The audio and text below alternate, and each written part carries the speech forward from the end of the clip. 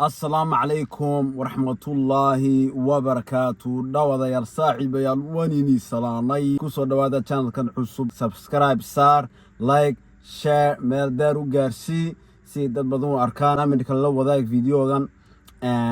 موضوع ما wuxuu ku saabsan yahay arin la yaab leh oo ka dhacay baarlamaanka Soomaaliya wasiirada arrimaha qoyska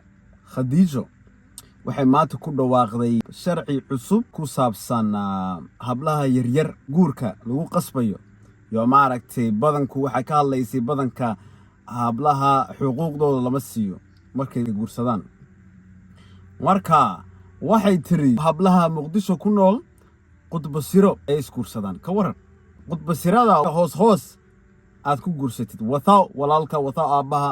xitaa uma baahnid aabaha inaad tagtid amba walaalka inaad tagtid uma baahnid بس waxaad tagaysaa sheekh dawladda ku xiran uu ku gurinaya class sidaas baad kala baxaysid marka videogan ila daawo qofkii ku aqbalay inuu ku guursado khudbad sareed ama official dhibaato male laakiin waxay tahay dhammaan hal system waay waxa jeclaan waxay tahay degmo walba in laga sameeyo sheekh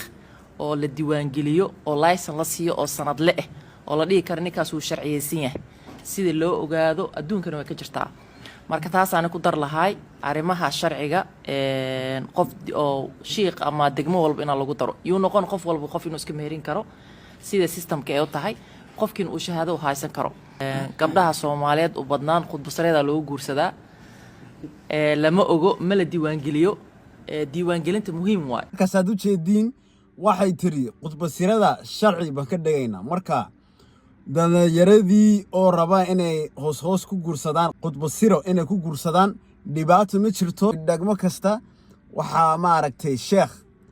ayaa la diiwaan gelinaya sheekhaas waad u tagaysaa waxaad oranaysaa ninkan ba raba inaan u guursado amba ninka wuxuu oranayaa gabadhan ba raba igu maherisid marka ninka ka waran ninka ragga oo ma aragtay inuu serious ah nin rag inuu yahay waad ka garan kartaa waxaad waalidkaaga ka soo dhoon serious buu yahay inuu nolol kula wadaago ba ka waran nin oo ka baqaya waalidkaaga toos uma tagi karo nabi maxamed sallallahu alayhi wasallam wuxuu noo sheegay consummate the marriage public waa inaad ka dhigtid guurkaaga waalidkeeda inaad ka duumatid maaha public waa inaad ka dhigtid moogta ba ka waran iyada waxay doonaysaa lacag inay ka samaysato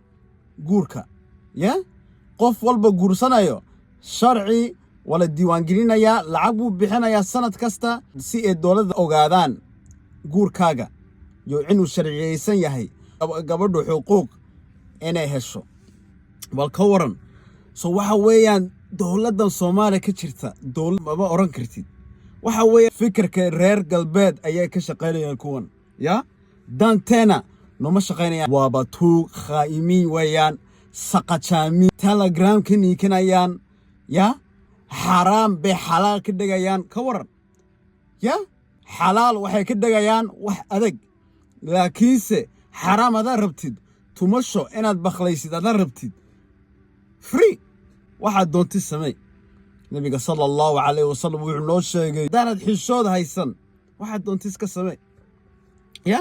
bal ka waran qof wasiirad sheegayso haddana oranaysa oo anigu waxa weeye haruurta baan ka hadlaya ya gabdhaha la kufsanayo ya gabdhaha maaragtay la bahdilayo anigu xuquuqdooda baan ilaalinaya baan maaragtay u hiilinaya baan u shaqeynaya war waxaas oo dhan uma shaqeynaysinaya saqajaamad waxaas uma shaqeynaysid waxaad u shaqeynaysaa wadanka inaad ku ciyaartid iyo inaad dhalinyarada inay xalaal madaxda wadankeena talinayo umada Allah ka qabto war wax bilaa dhaqan aan xishood lahayn ba wadankeena hogaaminayo ilaaha ka baqa ya wax xaraam aad xalaal ka dhigaysiin naga daaya wadanka horumarkiisa waana ka shaqaysid shariicada islaamka xalo xukumo gabadhan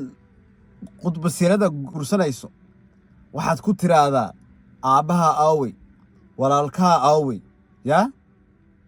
wali ba u baahan tahay maaha inaad cid walba inaad u guurisid oo sheekh walba inaad ma aragtay inuu isku guuriyo maaha yaradii baan sheegaya you guys are the future build African country don't let these so-called leaders make you go astray